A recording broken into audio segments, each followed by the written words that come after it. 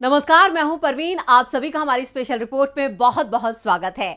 मध्य प्रदेश की 230 विधानसभा सीटों पर 17 नवंबर को मतदान हो चुका है, जिसके नतीजे 3 दिसंबर को घोषित होंगे और सभी को नतीजों का इंतजार है। लेकिन उससे पहले एमपी में इस बार सबसे ज्यादा हिंसक घटनाएं सामने आई हैं, जिसने सबकी चिंता जरूर बढ़ा दी है। साथ ही साथ इसको लेकर हंगामा भी काफी मचा है। इस बीच अब ईवीएम को लेकर धांधली के मामले पर हंगामा मच गया है। हिंसा की घटनाओं से पहले ही राज्य में बवाल मचा हुआ था। अब ईवीएम को लेकर भी कांग्रेस काफी सतर्क नजर आ रही है। मध्य प्रदेश के शिवपुरी जिले के पोहरी विधानसभा क्षेत्र में मतदान खत्म होने के बाद शुक्रवार रात को पुराने कब्रिस्तान में 6 ईवीएम मिलने का सनसनीखेज मामला सामने आया है। कांग्रेस कार्यकर्ताओं ने 2 ईवीएम और वीवीपैट लेकर खड़ी बोलेरो को पकड़ा है। उन्होंने सेक्टर मजिस्ट्रेट पर चुनाव प्रभावित करने के आरोप भी लगाए हैं। इसके बाद हंगामा मच गया है। चलिए पहले देखते हैं हंगामे के ये वीडियो। अंदर नहीं जाएंगी, देख लेंगे, कोई नहीं देख पाएगा। मशीन अंदर नहीं जाएंगी, ये लोकतंत्र की हत्या है। मशीन अंदर नहीं जाएंगी। क्या बोल रहा हूँ? कल आ रहे मशीनों का नंबर दिखा। बोलने नहीं तो इधर इधर मेरे को व्हाट्सएप करना हो, भोपाल व्हाट्सएप। इस वीडियो को साझा करते हुए कांग्रेस के मीडिया प्रमुख के मिश्रा ने लिखा है, क्या निर्वाचन आयोग इसका संतोषप्रद जवाब देगा? शिवपुरी जिले के पोहरी विधानसभा क्षेत्र स्थित पुराने कब्रिस्तान से हमारे जाबाज पार्टी मित्रों ने 6 ईवीएम जब्त की हैं। ये मशीनें वहां कैसे पहुंची, यह सरकार कब्रिस्तान जा रही है। पार्टी प्रत्याशी श्री कैलाश कुशवाहा और पार्टी मित्र कह रहे हैं कि जद्दोजहद भी कर रहे हैं, मजबूर और निकम्मे प्रशासन के पास इसका कोई जवाब नहीं है। जी हां, ये घटना शुक्रवार देर रात 10 बजे की बताई जा रही है।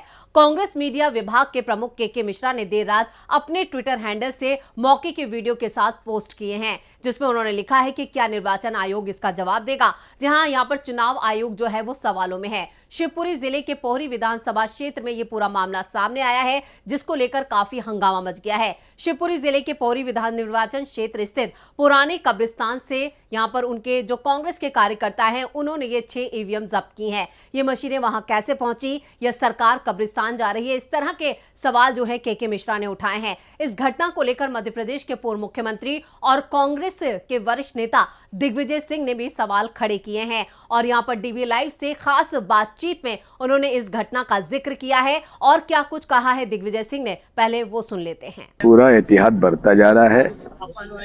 अभी शिवपुरी में बोहरी क्षेत्र की ईवीएम मशीन पकड़ी गई। ये कब्रिस्तान पर एक बोलेरो खड़ी हुई थी। रात को सब लोगों ने जाके उसे पकड़ा, उसमें से ईवीएम मशीन निकली। अब ये बोलेरो कब्रिस्तान में क्या कर रहा था, क्यों वहां रखी हुई थी? एक और वीडियो वायरल हुआ है जहां एक ऑटो रिक्शा पर कम से कम 15 से 20 ओवरलोडेड ईवीएम मशीन ले जाई जा रही है। ये कौन सी ईवीएम मशीन है, किसकी है, क्यों ले जाई जा रही है? इसमें चुनाव आयोग इसको देखे, रिटर्निंग ऑफिसर इसको देखे, लेकिन इनसे कोई उम्मीद हमें नहीं है। लेकिन फिर भी कांग्रेस पार्टी के सारे उम्मीदवार और हमारी टीम पूरी सचेत है और इस तरह के कोई चोरी अगर होगी तो उसको तत्काल हम लोग उजागर करेंगे। तो सुना आपने, दिग्विजय सिंह का साफ तौर पर कहना है कि यहां पर बीजेपी हार रही है, इसलिए अब वो ईवीएम को भी निशाना बना रही है और ईवीएम से धांधली की जा सकती है। आपको बता दें, ये जो पूरा मामला है वो सेक्टर मजिस्ट्रेट जीएस दीक्षित ने यहां पर पहले गाड़ी में ईवीएम होने से इनकार कर दिया। जब कांग्रेस कार्यकर्ताओं ने गाड़ी खोलकर ईवीएम दिखाई तो वो सकपका गए। फिर उन्होंने कहा कि वो पोहरी विधानसभा के सेक्टर 3 के प्रभारी हैं। गोपालपुर क्षेत्र में ड्यूटी कर लौट रहे थे। उन्होंने जमा करने से पहले खाना खाने के लिए होटल पर रुक गए और विवाद बढ़ता देख मौके पर पूरे एसडीएम, तहसीलदार और भारी पुलिस बल पहुंच गया। मतलब इस मामले से अब बीजेपी जो है वो बेनकाब हो गई है। इसके बाद करीब 1.5 घंटे तक जो था वो रोड पर विवाद चलता रहा, काफी हंगामा मचा और इधर कांग्रेस ने मजिस्ट्रेट पर एफआईआर की मांग की है। जहां मजिस्ट्रेट पर एफआईआर की मांग कर रहे हैं, जैसे तैसे बोलेरो और सेक्टर मजिस्ट्रेट को वहां से निकाला जा सका। इसके बाद कांग्रेस कार्यकर्ता पॉलिटेक्निक कॉलेज स्ट्रांग रूम पहुंच गए, जहां कार्रवाई की मांग करते रहे। रात करीब 2 बजे बोलेरो में रखी गई ईवीएम पुलिस अभिरक्षा में दी गई है, तब जाकर यह मामला थोड़ा शांत हुआ है। लेकिन ये जो तस्वीरें हैं वो लगातार वायरल हो रही हैं। और शिवपुरी जिले की अगर बात की जाए, शिवपुरी जिले की पोहरी विधानसभा सीट पर इस बार त्रिकोणीय मुकाबला, जो चुनावी समीकरण है वहां पर त्रिकोणीय मुकाबला देखा जा रहा है। और इस सीट से बीजेपी ने सिंधिया समर्थक पीडब्ल्यूडी राज्य मंत्री सुरेश राठखेड़ा को प्रत्याशी बनाया है, तो कांग्रेस ने कैलाश कुशवाहा को मैदान में उतारा है। जबकि दूसरी ओर कांग्रेस से बगावत करके प्रद्युमन वर्मा ने बहुजन समाज पार्टी से अपना पर्चा दाखिल किया है। बीएसपी के प्रत्याशी प्रद्युमन वर्मा यहां पर पीडब्ल्यूडी राज्य मंत्री और बीजेपी प्रत्याशी सुरेश राठखेड़ा का गणित बिगाड़ दिया है, क्योंकि दोनों एक ही जाति के उम्मीदवार हैं। इस विधानसभा क्षेत्र में धाकड़ यानी किरार वोटरों की बड़ी संख्या है, लेकिन एक ही जाति के 2 उम्मीदवार इस बार आमने सामने होने से सुरेश राठखेड़ा का गणित पूरी तरह से बिगड़ गया है। उन पर हार का खतरा जो है वो मंडरा रहा है। इसके अलावा सुरेश राठखेड़ा साल 2018 के चुनाव में कांग्रेस के टिकट पर चुनाव लड़े थे, लेकिन बाद में वो ज्योतिरादित्य सिंधिया के साथ कांग्रेस छोड़कर बीजेपी में आ गए। पीडब्ल्यूडी राज्य मंत्री रहते हुए भी क्षेत्र में सड़कें खराब हैं, जबकि सरकुला डैम का 3 बार भूमि पूजन नेताओं के हाथों से हो चुका है, लेकिन अभी तक इस डैम पर कोई काम शुरू नहीं हुआ है। स्थानीय जनता ने इस मामले में पीडब्ल्यूडी राज्य मंत्री सुरेश धाकड़ पर विकास की अनदेखी के आरोप लगाए हैं। यानी यहां पर अगर जिस तरह से जो काम किए जाने थे वो बीजेपी प्रत्याशी की तरफ से नहीं किए गए हैं और सुरेश राठखेड़ा लोगों के निशाने पर भी हैं। साथ ही साथ लोगों ने इस क्षेत्र में रोजगार का जो है वो बड़ा मुद्दा है, रोजगार बेरोजगारी बड़ा मुद्दा है, सड़कें खराब है जिन पर कोई ध्यान नहीं दिया गया है। लोगों की माने तो बिजली पानी की समस्या भी यहां पर मौजूद है, जिस पर यहां पर जनप्रतिनिधि से कोई ध्यान नहीं दिया गया है।